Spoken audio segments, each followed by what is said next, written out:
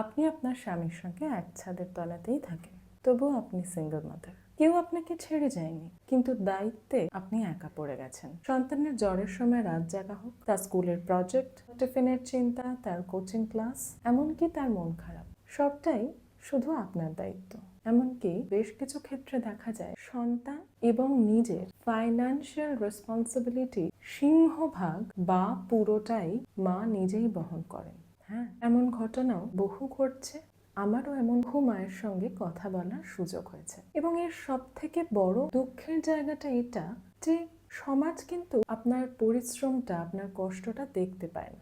তাদের কাছে তো আপনার একজন পার্টনার আছেই, মানুষ বুঝতে পারে না একসাথে থাকা আর একসাথে দায়িত্ব নেওয়া একই বিষয় নয়। এসব ক্ষেত্রে দেখা যায় একজন মা অসম্ভব ক্লান্ত ফিল করেন, কিন্তু আবার কমপ্লেন করতে ভয় পান। আমার সন্তানের জন্য করতে হচ্ছে, আবার আমি কমপ্লেন করব? আমি কি খুব খারাপ মা? না, আপনি আনগ্রেটফুল তো ননই, খারাপ মা তো একেবারেই নন। আপনি শুধু ইনভিজিবল পরিশ্রমে ক্লান্ত, যে পরিশ্রমটা সমাজ দেখতে পায় না, যে পরিশ্রমটা মানুষ ওটা তো মায়েরই কাজ বলে দাগিয়ে দেয়।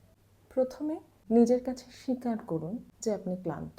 যে কোনো দায়িত্বের মতো, যে কোনো ভূমিকার মতন এই ভূমিকাতেও ক্লান্তি আসে, এবং এক্ষেত্রে বহু মা এই মাতৃত্বের দায়িত্ব পালন করতে গিয়ে, এই বিশেষ ভূমিকাটি পালন করতে গিয়ে নিজের বাকি কাজ, বাকি দায়িত্ব, বাকি জীবন, ভালো থাকা, ক্যারিয়ার কিছুই সামলাতে পারেন না।